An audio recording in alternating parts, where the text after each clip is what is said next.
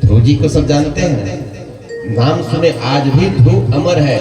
आप इधर देखिए तारा में ध्रुव तारा दिखता है उत्तर दक्षिण के मध्य में, ये वही ध्रुव है जिन्होंने 5 वर्ष की उम्र में भगवान को प्राप्त कर लिए थे बेटा। ये उत्तानपाद राजा की पुत्र है और महाराज मनु की पौत्र है।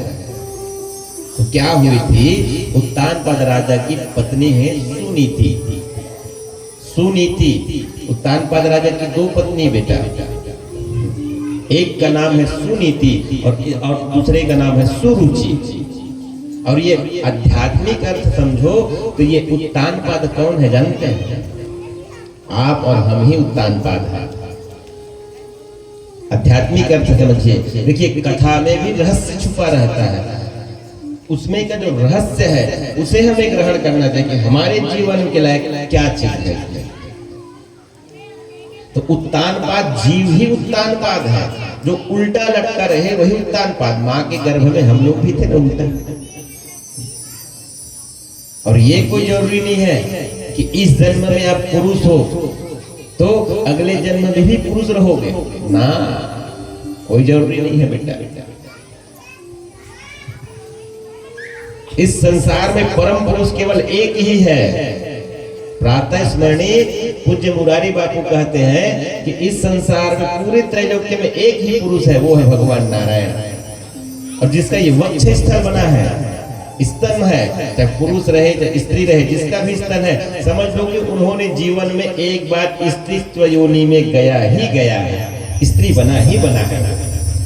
तो पुरुषों में कभी रहता है नहीं वक्ष स्थल, सबका स्तर रहता है। तो ये वो हम पाले मत बैठे रहना कि हम पुरुष है तो हम पुरुष ही जन्म लेंगे ना। हो सकता है इस बार आप इसके पति बने बैठे, अगले जन्म उसकी पत्नी बन जाओ, हो सकता है, संभव है। अभी पुनर्जन्म होता है। अभी हरियाणा में घटना घटी थी, पेपर में पढ़े थे, ये सब चीज विज्ञान सिद्ध कर चुके हैं। तो ये जो उत्तानपाद जीव है और उत्तानपाद की 2 पत्नी है, एक का नाम है बड़ी रानी का सुनीति और छोटी रानी का सुरुचि। तो जीव का भी 2 पत्नी है, हमारे भी 2 पत्नी है। पत्नी कौन? बुद्धि, हमारी बुद्धि ही पत्नी है। तो हमारी सुनीति का अर्थ होता है सुंदर नीति से जीवन यापन करना, जीवन जीना, ये हो गया सुनीति का अर्थ। और सुरुचि मतलब मनमुखी जीवन जीना, चाहे वहां से हमें 2 मिनट के लिए सुख मिल रहा है, भले जीवन भर भोगना पड़े, तो वो हो गए सुरुचि के साथ। तो हमारे भी बुद्धि में दोनों ख्याल चलती है, चलती कि नहीं चलती? जीव ही उत्तानपाद है। तो ये महाराज उत्तानपाद की कोई संतान नहीं थी। पहले इनकी शादी हुई थी सुनीति से, जब कोई संतान नहीं थी ना, तो सुनीति मैया ने कहा था राजा वंश को आगे बढ़ाने के लिए और विवाह कर लो। तो राजा ने दूसरी विवाह किया संतान के लिए, सुरुचि मैया से। अब सुरुचि से तो विवाह हो गए। जैसे सुरुचि मैया महल में प्रवेश किए तो आरती का थाल लिए सुनीति मैया उनका स्वागत के लिए खड़े। तो सुरुचि ने कहा राजा ये कौन है? तो महाराज उत्तानपाद ने कहा देवी ये हमारी बड़ी रानी है। तो सुरुचि बोली अगर ये महल में रहेगी तो हम नहीं रहेंगे, या इन्हें रखो या हमें रखो, एक तिल पे नहीं हो सकता। अब राजा सुरुचि के प्रति आकर्षण अधिक हो गया था, सुंदर थी सुरुचि। तब सुरुचि के कहने पर उत्तानपाद ने बड़ी रानी सुनीति का त्याग दिया। जब सुनीति का त्याग किया बेटा, तो उस समय सुनीति गर्भवती थी। सुनीति गर्भवती थी, महल को त्याग दिए और त्याग करके महल से दूर एक संतों के आश्रम में रहने लगे। सुनीति मैया संत सेवा करने लगे। संतों की सेवा से संत बहुत प्रसन्न हुए सुनीति मैया से। तो बोले बेटी संत सेवा की हो, जो तुम्हारी कुछ मनोइच्छा है उसे मांग लो। तो सुनीति मैया बोले भगवान आपकी कृपा से, आपके प्रभाव से हम तो माँ बनने वाले हैं, ऐसा आशीर्वाद दे दो कि जो मेरी सौत है सुरुचि उसे भी पुत्र रत्न प्राप्त हो जाए। तो संत बोले धन्य है सुनीति, जो 100 तुम्हें अपने घर से बाहर कर दिए, उसके लिए तुम पुत्र रत्न की प्राप्ति करो, भगवान तुम्हारी मनोकामना अवश्य पूरा करे। तो कहते हैं कि सुरुचि भी गर्भवती हुई और सुरुचि का जो पुत्र हुआ उसका नाम पड़ा उत्तम, और सुनीति का जो पुत्र हुआ उसका नाम पड़ा ध्रुव। तो ध्रुव अपने माँ के साथ में, संतों के साथ में रहते हैं आश्रम में, और उत्तम राजमहल में है सुरुचि के साथ में। तो कुछ समय व्यतीत हुआ, 4-5 साल ऐसे हुए।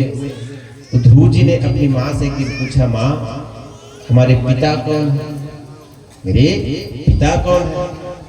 तो सुनीति मैया ने समझाया, बेटा आपके पिता हम लोगों का त्याग कर दिया है बेटा, पिता के पास जाने से क्या मिलेगा, पिता की हट छोड़ दो।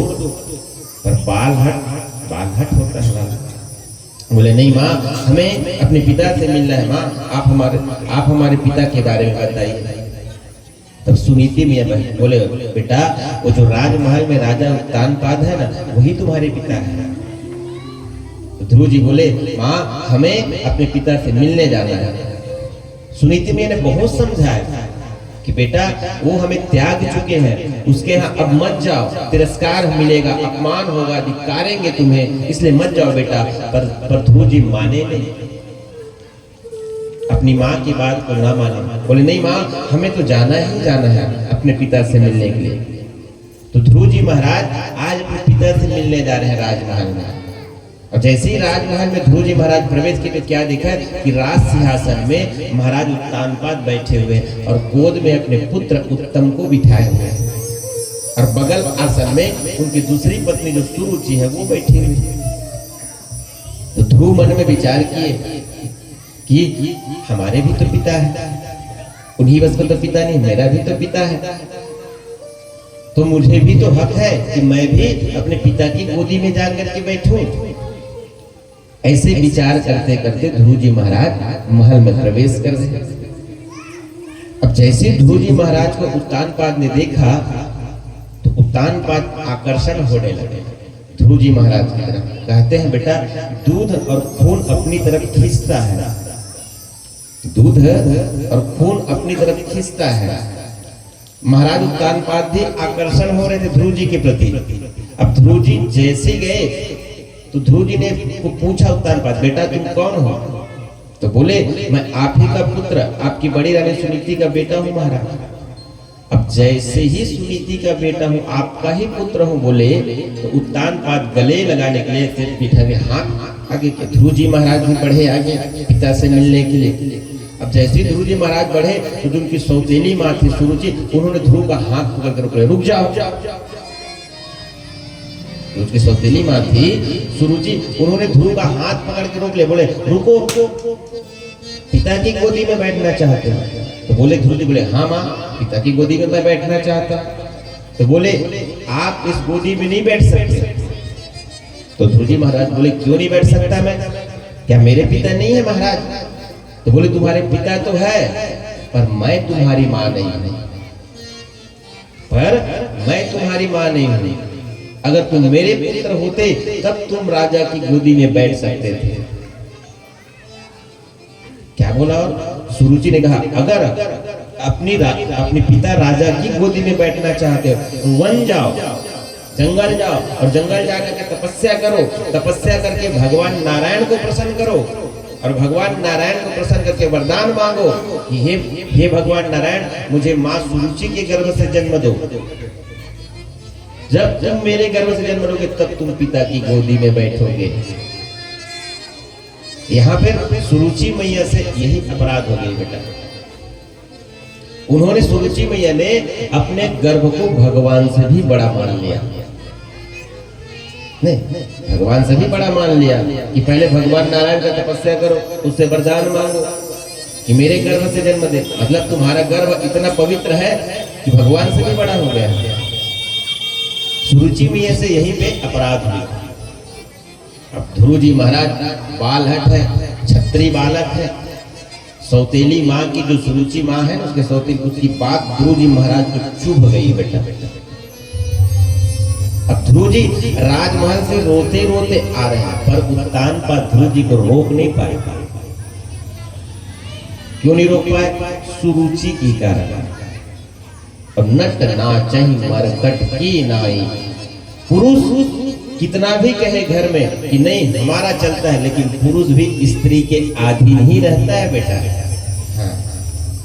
आप कितनों कहो कि नहीं महाराज अपने घर का हम शेर है, हमारे घर में हमारा चलता है, गलत फहमी में हो बेटा। एक बार क्या हुए, एक राजा ने अपने दरबार में अच्छा बड़े बड़े नस्ली घोड़ा लाया बेटा, 3-4 कलर का था, एक सफेद कलर का, एक काले कलर का और एक लाल कलर का, 3 घोड़ा रखे थे अपने दरबार में। और ढिंढोरा पिटवाए कि जो पति अपनी पत्नी के बात नहीं चलता है, अपना चलाता है, जिसके घर में उसकी पत्नी की नहीं चलता हो, पति का चलता हो, ऐसे पतियों को इसमें से घोड़ा इनाम दिया जाएगा। तो कौन है ऐसे जो भरे दरबार में जिसका आपका चलता हो, आपकी पत्नी का नहीं चलता हो? तो सब अगल बगल देखे, ढोलक वाले पेट को देखे, पेट वाले आंगन वाले के देखे, मंत्री महामंत्री को देखे, पंडित जी बड़े पंडित को देखे। बोले हमारे तो ऐसे चलता तो हमारी है, लेकिन अंत में बात तो उन्हीं की माननी पड़ती है। नट नाचहि मरकट की नाई, नहीं अनुभव हो जाए तो हो लेता। फिर भी कोई नहीं हो रहे थे जो कह सके कि नहीं महाराज हमारा चलता है हमारे घर। एक आदमी आया, अच्छा हट्टा कट्टा एकदम दबंग मुछ टाइप के, वीरप्पन टाइप के मुछ रखे, बोले राजा हमारी घर में मेरी चलती, मेरी पत्नी की नहीं चलती है। तो राजा बोले पक्का? हाँ हाँ पक्का राजा, हमारी चलती है, हमारी पत्नी की नहीं चलती है। बोले ठीक है, तो फिर एक घोड़ा इनाम में ले जाओ, जब तुम्हारी चलती है एक घोड़ा को ले जाओ इनाम में। तो आदमी क्या किया, सफेद कलर के घोड़े को ले गए बेटा पसंद कर घर, और घर ले गए सफेद कलर के घोड़े को। अब घर जब ले गए तो उसकी पत्नी ने पूछा ये घोड़ा कहाँ से मिला? तो बोले राजा ने एक प्रश्न किया था कि जिसकी घर में अपनी चलती हो, जिसकी पत्नी की ना चलती हो, उस इनाम में घोड़ा दिया जाएगा। तो मैंने कहा कि मेरी चलती है, इसलिए मुझे इनाम में ये घोड़ा मिला है सफेद। तो उसकी पत्नी बोले कितने घोड़े थे? तो बोले 3 घोड़े थे वहां। कौन कौन से थे? तो बोला सफेद थे, काला थे, लाल था। तो उसकी पत्नी ने बोला तो तुम्हें सफेद ही मिला लाने के लिए, वो काले घोड़े को नहीं ला सकते थे? ये क्या रखा है? काला घोड़ा कितना सुंदर रहता है, जाओ वापस करके काले घोड़े को लाओ। उसकी पत्नी बोली बेटा, वो बोला हाँ ठीक है, तो फिर जब तुम कहते हो तो इसको वापस करके मैं काले घोड़े के लिए आ गया। अब सुबह हुई बेटा, वो सफेद घोड़े को लेकर के राजा के दरबार में गए, और राजा के दरबार में जाकर के बोले राजा साहब मुझे ये घोड़ा नहीं चाहिए, सफेद घोड़ा नहीं चाहिए, मुझे काला घोड़ा चाहिए, मुझे काला घोड़ा चाहिए। तो राजा बोला भाई कल तो तुमने सफेद पसंद करके ले गई थी, आज कैसे काले घोड़े को बोल रहे? तो बोले राजा जो मेरी पत्नी है ना उसको ये पसंद नहीं है, वो बोली है काले घोड़े लेकर के आओ। तो राजा ने कहा इसको कोड़े लगाओ। यहाँ पे बात हुई थी जो अपनी पत्नी को नहीं डरता है, जिसका पति का चलता है, तो फिर तुम तो फिर अपनी पत्नी बात मान के फिर आ गए ना। कहने का मतलब यह है बेटा, नट नाचहि मरकट की नाई। जैसे मंदारी के इशारे पे बंदर नाचता है, ऐसी ये पुरुष जाति है जो स्त्रियों के बस में रहकर स्त्रियों के इशारे पर नाचता है। ये पक्की बात है, रामायण की लिखी बात कभी गलत नहीं हो सकती। तब राजा उत्तानपाद सुरुचि से अधिक लगाव होने के कारण ध्रुव को रोक नहीं पाए। ध्रुव जी महाराज रोते रोते रोते रोते अपनी बड़ी माँ के पास आए, अपनी माँ के पास सुनीति मैया के पास आए। तो सुनीति मैया ने ध्रुव जी के जब रोते हुए देखा, पूछा बेटा क्या हुआ? तो ध्रुव जी बोले माँ मेरे पिता तो मुझे गोदी में लेना चाहते थे माँ, पर जो मेरी सौतेली माँ है उन्होंने मेरा हाथ पकड़ के रोक दिया माँ, मुझे पिता की गोदी में बैठने को नहीं दिया। वहां तक तो ठीक था माँ, पर उन्होंने आपको भी बुरा भरा कहा, और ये भी कहा माँ कि अगर पिता की गोदी में बैठना चाहते हो तो जंगल जाओ, जंगल जाकर के भगवान नारायण को प्रसन्न करो, तपस्या करके फिर वरदान मांगना भगवान नारायण से, और मेरे घर। ऐसे पूरी वहां की कहानी को ध्रुव जी महाराज अपनी माँ सुनीति को बताए। देखिए आज की अगर एक कलयुगी माँ रहती ना, आजकल की माँ रहती तो तुरंत तलवार लेकर के पहुंच जाती है, लेकिन सुनीति माँ कैसी, उसका नाम ही सुनीति है भैया, तो सुंदर नीति से चले वही सुनीति है। तो सुनीति माँ भी अपने पुत्र ध्रुव को समझा रहे, बेटा सही तो बोली है तुम्हारी छोटी माँ, ये संसार के पिता की गोदी में क्यों बैठने के लिए ललायित हो रहे हो? बैठना ही है तो उस परम पिता की गोदी में बैठो ना। आपके जो अभी पिता एक राज्य का राजा है और वो तो त्रिलोकी का राजा है। ठीक है तो बोली तुम्हारी माँ कि भगवान नारायण को प्रसन्न करो, तो त्रिलोकी के परम पिता की गोदी में बैठो ना। तो बोले सच्ची माँ? बोले हाँ बेटा सही है। तो देखो वो माँ आज अपने पुत्र को तपस्या करने के लिए भेज रही है। तो बोले तो जाऊं माँ मैं तप करने? तो बोले हाँ बेटा जाओ। तो सत्संग का ही प्रभाव था बेटा। अब ध्रुव जी महाराज तो निकल गए तपस्या करने के लिए, निकल गए घर से, माँ से आशीर्वाद लेकर निकल गए। पर ध्रुव जी महाराज निकल तो गए, अब मन में विचार कर रहे हैं कि भगवान वो कैसे तपस्या करते हैं, बता रहे तब तो ना। क्यों? भगवान के विषय में जानने के लिए तो गुरु की आवश्यकता पड़ती है। गुरु ही तो भगवान के बारे में बताएगा। अब ध्रुव जी महाराज ने सब सत्संग तो सुने थे बेटा पहले से अपनी माँ के साथ में। अब ध्रुव जी महाराज मन में विचार कर रहे भगवान की कैसे तपस्या करते हैं, भगवान को कैसे मिलते हैं।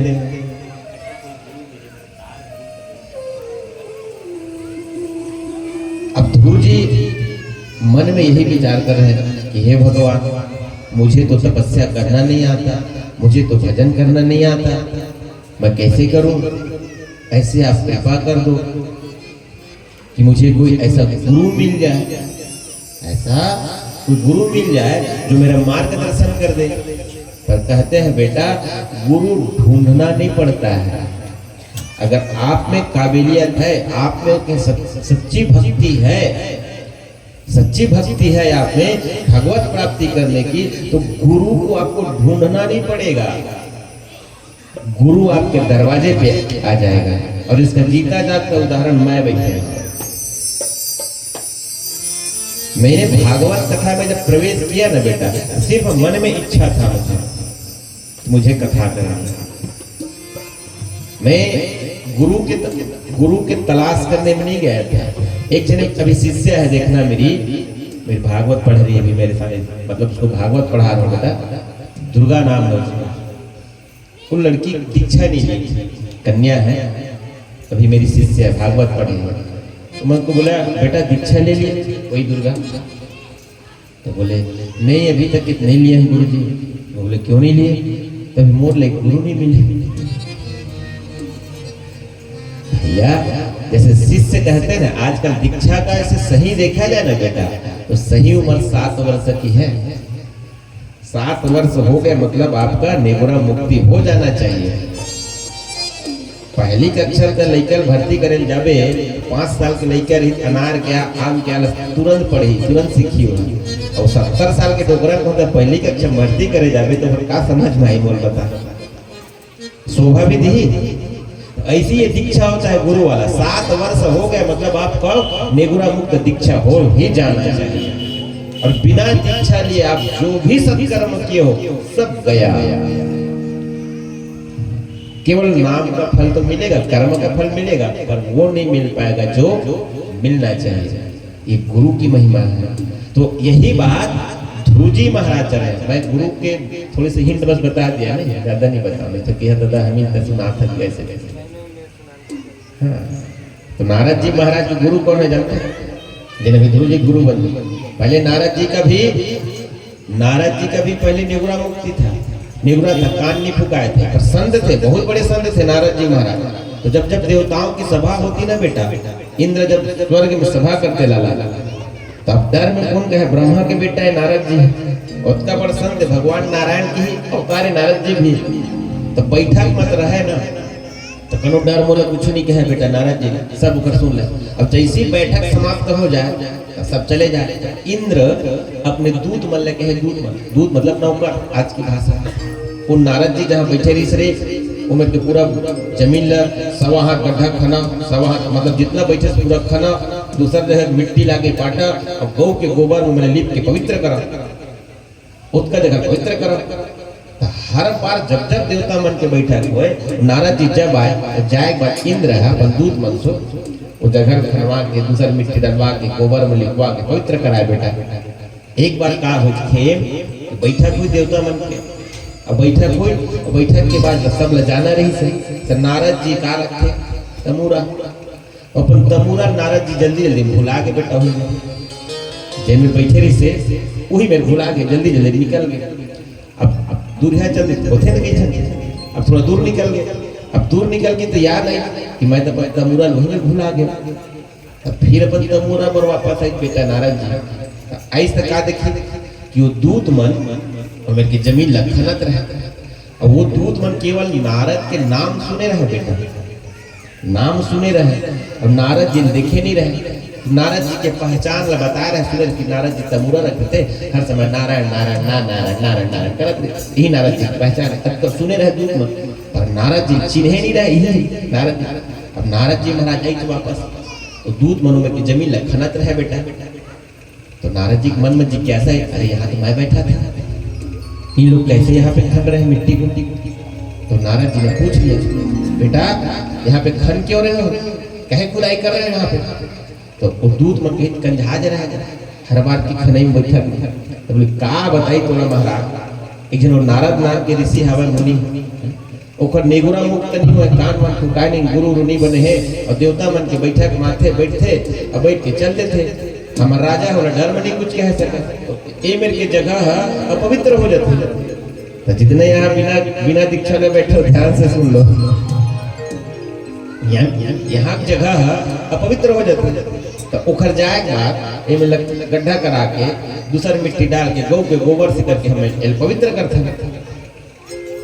नारद जी मन में सोचे मतलब मैं इतना अपवित्र हूँ, मतलब निगुरा मुक्ति जब तक मेरे निगुरा मुक्ति नहीं हुआ, जब तक मेरे गुरु नहीं बने हैं तब तक जीवन बेकार है।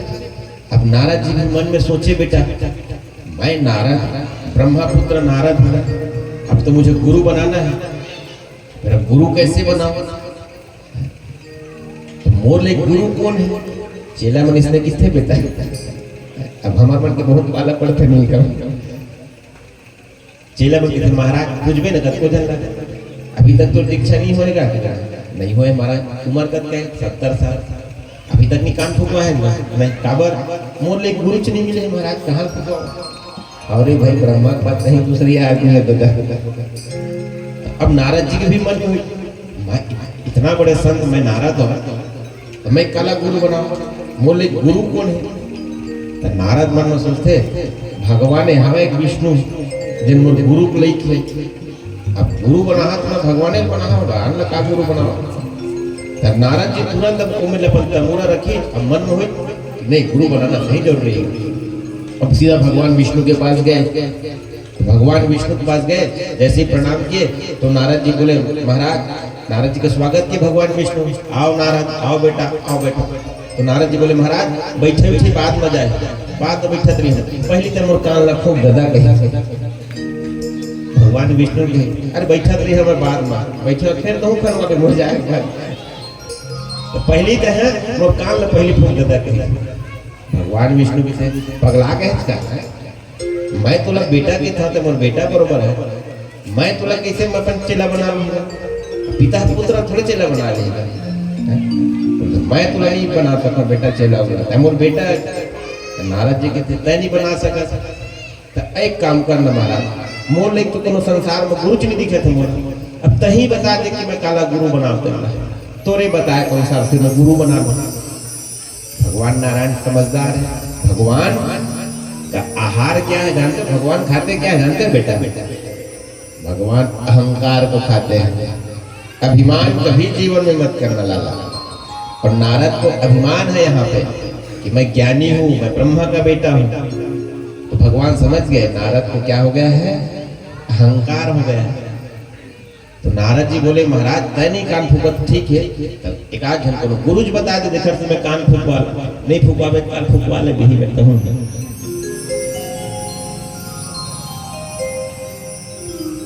विष्णु का एक काम करना नारद, यहां से जैसे तुम जाओगे ना, सबसे पहले जो दिख जाए तुम्हें, सबसे पहले जो दिख जाए वही से अपन गुरु बना दे। तो नारद कहते ठीक है महाराज, भगवान की आज्ञा है बेटा। ठीक है महाराज, तय कहा था ठीक है, जैन पहली दिखी हुई मैं अपन गुरु बनाऊंगा। अब भगवान तो आज्ञा दे दी बेटा। अब नारद जी बैकुंठ से नीचे आए पृथ्वी में। अब पहली कौन मिला थे, जैन पहली मिली तेरे लो गुरु बना। तो गजब की घटना घटी खेल। एक मस्त तालाब में बेटा नारद जी के आनी हुई और केवट जात, यहाँ हवा नहीं एक आग दो चार केवट जात के ऐसे मछली मारते थे, गोल के काके थे, ऐसे ऐसे फेंकते थे सबकी। ट्राई कर रहे मतलब वृंदावन बिहारी लाल की। नारद जी जैसे आई ना बेटा, तो सबले पहले वो केवटें देख रही और तालाब में केवट है ऐसे जाली लीजिए, ऐसे गोल किसे नहीं आते, ऐसे गोटी वोटी बांधे नहीं थे, हम कहा जानी दादा। तब नारद जी मन में सोची ए दादा जौहर हो गए, भगवान कहे है कि सबले पहली जिन मुलाकात हुई उहिल गुरु बनावे कहे। अब ये तो बोला हिल में गुरु बना, केवट मच्छर मरना में गुरु बना। अब नारद फेरे बेरे नहीं होंगे बेटा, मैं नारद ब्रह्मा के बेटा, ब्रह्म ज्ञानी नारद केवट गुरु बनाओ। लेकिन भगवान के आदेश से जेल पहली मुलाकात करबे वही गुरु बनावे कहे भगवान। तब का करा, यही गुरु बनाओ। अब मन हत नहीं है बेटा, मैं नारद हूं, मैं केवट थोड़े गुरु बनाऊं। अब कहते भगवान के तो आदेश है। तो की ये भैया निषाद भैया के नारद जी, अब वो नारद केवट सुने रही थी नारद जी के बारे में कि तमुरा रखे थे नारायण नारायण, नारद जी की थे। हाँ प्रणाम महाराज, प्रणाम महाराज की थे, केवट है प्रणाम महाराज की थे। तो नारद जी तय मोर प्रणाम मत कर, मैं तोला प्रणाम करा था, तय मोर कान न फूक पहले, मैं तय मोर कान न पहले फूक, मैं तोला अपन गुरु बना। तो केवट कहते महाराज मैं जात के केवट हूं, मैं किसे तोला अपन से सुना। तो कितना कुछ हो रही तय, हाँ पहली बोलन मिल गई, तय मोर कान न फूक, मैं तोला गुरु बना। अब वो केवट लेन भाई बना कैसे कर देगा। तो जिन मछली मारे के विषय बेटा, अब हम अभी कान फूकन देते, क्योंकि गुरु मंत्र गुप्त रूप से दिया जाता है बेटा। गुरु मंत्र गुप्त, कभी भी गुरु शिष्य जब देंगे ऐसे ढक लेंगे। गुरु मंत्र कोई भी गुप्त चीज 4 कान तक की सीमित रहता है बेटा। 4 कान से 5वां कान में पहुंच गया मतलब वो बात गुप्त नहीं रहेगा, निश्चित बात है।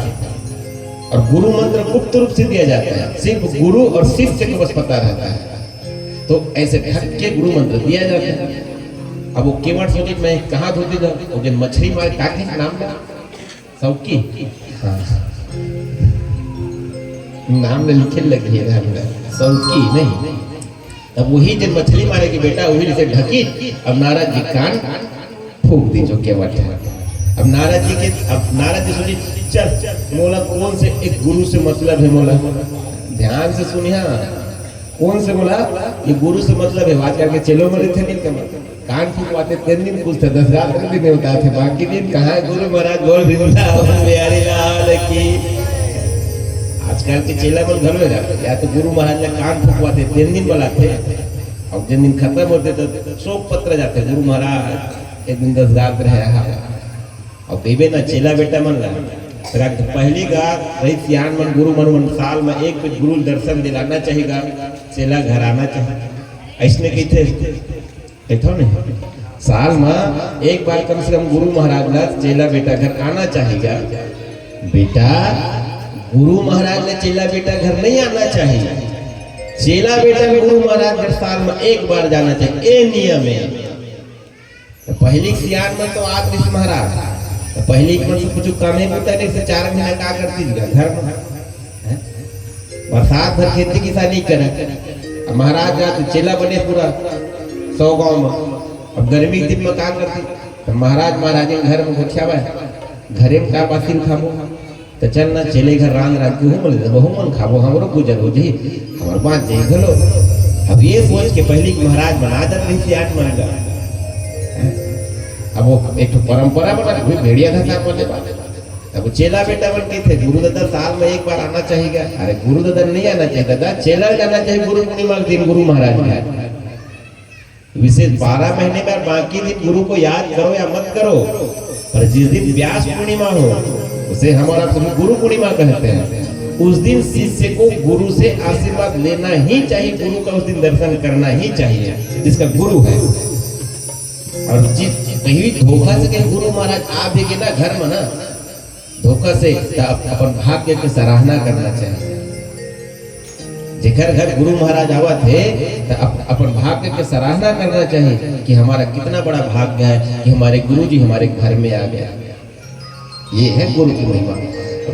नारद जी महाराज मन में विचार करें, मोला कौन से आना है घर में, कौन से मोला एक से ज्ञान ध्यान पूछना है। सब लसन जान नहीं करा था, मोर कान है आगे हो के बस कान लफुकाई और नारद लोग कुछ वो नहीं करी गए अपन गुरु के गांव नाम ला।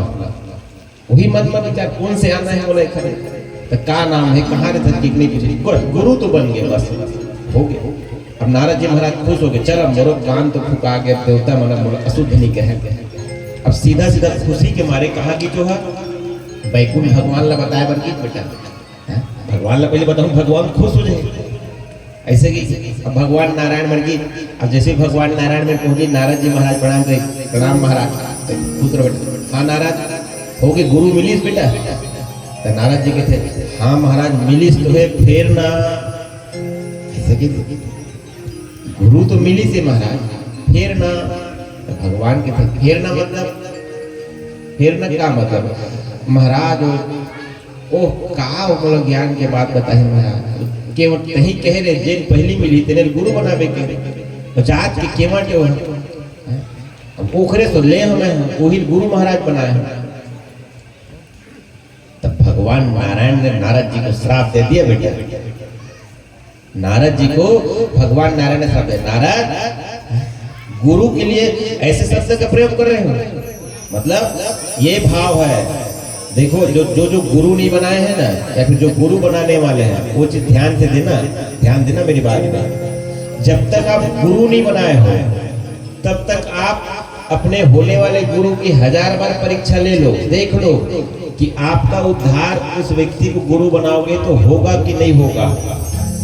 तो आपको कोई पाप नहीं लगेगा, कोई दोष नहीं लगेगा जब तक आप गुरु नहीं बनाए हो।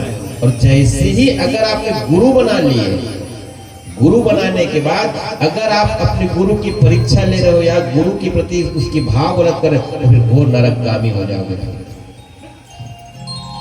तो जो गुरु बना, इसलिए कहते हैं कि पानी पियो छान के गुरु बनाओ जान के, पानी पियो छान के गुरु बनाओ जान के। ये नहीं कि जैसे चले आ रहे कुल परंपरा चले रहे ऐसे मत चलो, बंद करो इसको कुल परंपरा को। हाँ, इसका मैं खिलाफ हूँ बेटा, एकदम सत्य विरुद्ध हूँ मैं इसका। कि ये नहीं कि आप क्या होता था, अब हम लोग गुरुकुल में ही जन्म लिए, 7 पीढ़ी से चले आ रहे हैं। तो पहले क्या होता था बेटा, वर्णाश्रम के हिसाब से लोग अपने जीवन व्यतीत करते थे। जैसे मेरे पिताजी पंडिती करते थे, कथा वार्ता करते थे, पूजा पाठ करते थे, मैं कर रहा हूँ। पर ये अभी युग बदल गया है, ये कलयुग है। ये कलयुग नहीं, ये चतुर्युग है। ये कोई गारंटी नहीं है कि तोर गुरु महाराज भागवत करते थे, भगवान से तुम जोड़ा थे। एक गारंटी नहीं कि तोर गुरु महाराज के लइका घलो करी, गारंटी है नहीं है। तब वो वाले परंपरा को छोड़ो, वो रूढ़िवादी हो रहा है। ये नहीं कि मेरा गुरु ये है, प्रदीप महाराज है तो मोर लइका गुरु ओखल लइका है बनी, ऐसा मत कर। हाँ मत करिए बेटा, गुरु बनाओ जान के, पानी पियो छाछ के। गुरु शिष्य का संबंध पिता पुत्र का, पिता पुत्री का संबंध है। गुरु तत्व यहाँ भी साथ में रहेगा और वहां भी साथ में जाता है गुरु तत्व। तो ऐसे भेड़ धसान मत चलना कि मेरा गुरु है तो मोर लइका गुरु ओखर होगी, ऐसे नहीं। तो नारद जी महाराज से भी यही गलती हो गई। नारद जी महाराज भगवान को बोले महाराज गुरु तो मिली से फिर ना, मतलब गुरु अपराध हो। तो भगवान नारायण नारद गुरु के प्रति ऐसे भाव रखते हो, जाओ मैं तुम्हें श्राप देता हूँ, तुम्हें नरक जाना पड़ेगा, नरक भ्रमण करना पड़ेगा। भगवान ने श्राप दिया है नारद को। तब नारद जी बोले महाराज अपराध हो गया महाराज, गलती हो गई महाराज। अभी मैं नरक दर्शन से किसे बात एक कुछ बचे के रास्ता बता महाराज, उपाय बता कुछ। तो भगवान नारायण बोले, जिस गुरु का तुमने अपमान किया है फिर ना बोला है, कम बुद्धि रखा है गुरु के प्रति, वही गुरु तुम्हारा रास्ता बताएगा, जाओ गुरु के पास। अब नारद जी कहा थे, मन में सोचे थे, मैं तो अपन गुरु पूछे घलो नहीं गो, कौन गांव के कहाँ के की थे, अगर कहीं फिर कहूंगा तो मैं भगवान ला कि मैं तो नाम नहीं जाना, गाँव नहीं जाना, तो फिर श्राप देती है। तो नारद जी है वो से मने मन में सोचा था क्या करो भगवान, मैं तो अपन गुरु महाराज से पूछे नहीं हूँ, क्या करें भगवान, अब गुरु रास्ता बता ही कहेंगे। अब नारद जैसे मन में विचार कर सोचा थे, हो सका थे वही तालाब मेरे को मिल जाए, जाओ जाओ। अब वही बुद्धि लाई, तो देख बेटा भगवान की भी गति बड़ी विचित्र है लाला। उसके गुरु ही सामने में मुलाकात हो गए। अब शुरू में फिर गुरु ऐसे एदरी जब देखी ना तो नारद जी दंडवत प्रणाम करी जब गुरु जी के सीधा दंडवत प्रणाम। तब ओकर गुरु सोचते हो सकता है कान ठुकाए के बाद चेला प्रेम बाढ़ गए है गुरु बन नहीं। तब बोला थे नारद कैसे बेटा, बोले थे गुरु जी बहुत परेशानी में गुरु जी, बड़ समस्या आ गई है गुरु जी, ये समस्या लग सही थे। तो बोला थे गुरु, बोला थे क्या हो गए बेटा, बोला थे बोला भगवान नारायण श्राप दे दे गुरु जी। तो का श्राप कि तू नरक दर्शन करे लगी, तू नरक जान लगी कि कहे। तब अब ये नरक से मुक्ति के उपाय तू ही बता ही कहे, गुरु तो बता ही कहे। ओकर गुरु महाराज के थे जात के केवट बस अब के बात है बेटा बेटा। तो नाराज जी के थे के बात की थे है बोला नरक जान पड़ेगी कि भगवान नारायण श्राप दे है, एक से मुक्ति के उपाय गुरु बता ही कहे तेन है अब के बात है। हाँ गुरु महाराज अब के बात है। तब अपन चेला लोग केवट बताई बेटा ध्यान से सुनिए, नारद एक काम करवे बेटा के हाँ एक तो सूत्र दे तो यदि भगवान में जावे, भगवान नारायण में तो पेन और कापी लेके जावे, कहीं कागज और कलम लेकर के जाना और भगवान नारायण से सामने ऐसे बैठ जाना। नारद ने बताया था गुरु महाराज और भगवान नारायण को पूछना प्रभु ये संसार कौन बनाए है, तो भगवान के ही मैं बनाए हुए हैं। ये सूर्य चंद्रमा कौन बनाए हैं, भगवान मैं बनाए हुए हैं। ये सब पेड़ पौधा कौन बनाए, भगवान मैं बनाए हैं। ये स्वर्ग कौन बनाए कि कुछ बे, तो भगवान मैं बनाए हैं। तो ये नरक में कौन बनाए कि बे, तो भगवान मैं बनाए, भगवान ही बनाए नहीं। स्वर्ग भी भगवान को बनाए, नरक भी भगवान। तो पूरा नरक के नाम पूछ ले बे, रौरव नरक, बैतरणी नदी से 28 प्रकार के नरक है बेटा। अभी बताऊं कि 28 प्रकार के नरक में जाए से जीव के रूह कांपते ही लाला का गति होती है। यह जब मछली पोखरा दबात ना हुआ जहाज कुंभी पाप नरक में जब कहूँ मतलब उसने लेस की जब चटनी बना के नहीं चाप ली ना तो ना बदल दे। बोल वृंदावन बिहारी लाल की यहाँ जो जीव हत्या करके दबा रहे हो ना का सौकी में ऐसे फंसा के सब निकल जाए। तब वो नारद जी ला तो गुरु महाराज बोलते हैं बेटा ऐसने तो भगवान लगी बे, तो भगवान बता जाए पूरा नरक के नाम ला तो कागज में लिखा जाए। भगवान हाँ बताते कागज में लिखा जाए और लिख के भगवान के आगे में से रख देते वो कागज ला और वही कागज में खड़ा हो जाए। सब नरक के नाम लिखे वही कागज में खड़ा हो जाए और भगवान लखेबे कि देख प्रभु नरक तोरे बनाए, इहू कागज नहीं बताए तेने बनाए, तो ओ नरक में जाओ जाए ए नरक में जाओ, ए देखिए तो खड़ा हो जाए बेटा, ए नरक में करके खड़ा हो जाए। तो नरक दर्शन करे तो नरक जाने से तो नरक तक पहुंची जाए तो मुक्त हो जाए बेटा। तो गुरु ए गुरु होता है ना। अब बोलो अपन गुरु के प्रति भाव फिर लगी धन्य है गुरु। तब कहेंगे बेटा कि गुरु गोविंद दो खड़े और काके लागू पाँव और बलिहारी गुरु आपने गोविंदियो बता। गोविंद में कब जाने, गुरु बताइए तब तो जाने डाला।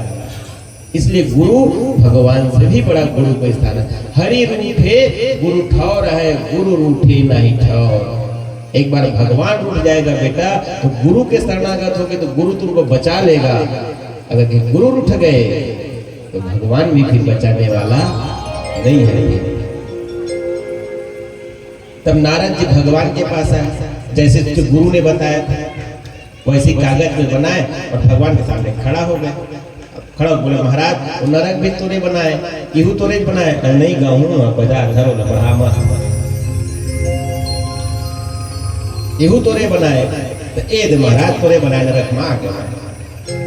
तब नारद जी भगवान नारायण बोले नारद ये तो कौन बताई से बच्चे को पायला? बोले वही गुरु महाराज बताई भगवान। जिन गुरु तक क्या कह रहे हैं फिर ना गुरु की ये है, जब तक गुरु कृपा नहीं होगी तब तक भगवत कृपा हो ही नहीं सकती। आप डायरेक्ट भगवान से नहीं मिल सकते। आप बजाना है जोर से बजाओ, आधा दूर क्या बजाते तो कुछ काम करो मत, करा तो ढंग से करा नहीं। आप डायरेक्ट भगवान से नहीं मिल सकते बेटा। जब तक संत कृपा ना हो, जब तक गुरु कृपा ना हो, तब तक आप भगवान से नहीं मिल सकते। यही बात अभी ध्रुव जी महाराज सोच रहे हैं। अब ध्रुव जी महाराज निकल तो गए जंगल में, अब फिर मन में विचार कर रहे हैं कैसे मैं तपस्या करूंगा, कैसे मैं भगवान का भजन करूंगा। काश कोई मुझे गुरु मिल जाते जो मुझे रास्ता दिखाते। मेरा तार हरि से जोड़े ऐसा कोई गुरु मिले। गुरु वही है जो शिष्य को भगवान से जोड़ दे। जो अपने से जोड़ दे वो थोड़े गुरु है जी। शिष्य को भगवान से जोड़ दे वो गुरु है, और जो अपने से जोड़ के रखे शिष्य को समझ वो पाखंडी है। गुरु का कर्तव्य है शिष्य को भगवान के चरणों तक ले जाना। जैसे ही शिष्य भगवान के चरणों तक आए, गुरु का काम है किनारे हो जाना। ये नहीं कि गुरु ही है, मैं ही भगवान है, चलो बेटा मोरे ऊपर नजर चढ़ा आरती करा, तो फिर गुरु नहीं हो पाखंड। मेरा तार हरि से जोड़े ऐसा कोई गुरु मिले। मेरा तार हरि से जोड़े ऐसा कोई गुरु मिले। मेरा तार हरि से जोड़े ऐसा कोई गुरु मिले। ऐसा कोई गुरु मिले, ऐसा कोई गुरु मिले, ऐसा कोई गुरु मिले, ऐसा कोई गुरु मिले।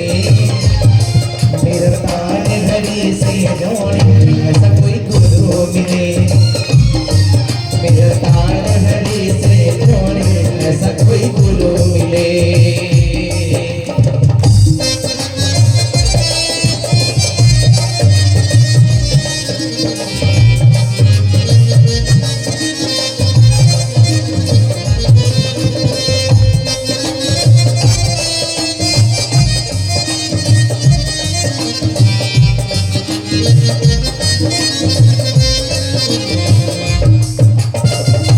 सदगुरुदेव भगवान की,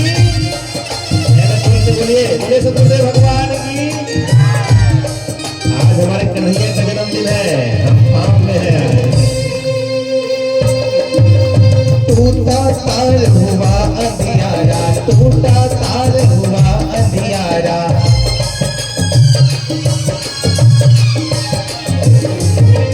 ये टूटा तार हुआ अंधियारा, हरि देखे ना हरि के द्वारा। और क्या मेरा पिछड़ा मीत मिला दे। एक बार दोनों हाथों में जयकार दे। बोले गुरुदेव भगवान की, बोले व्यास भगवान की। और बोले कि क्या मेरा टूटा मीत मिला दे, मेरा पिछड़ा मीत मिला दे। ऐसा कोई गुरु मिले।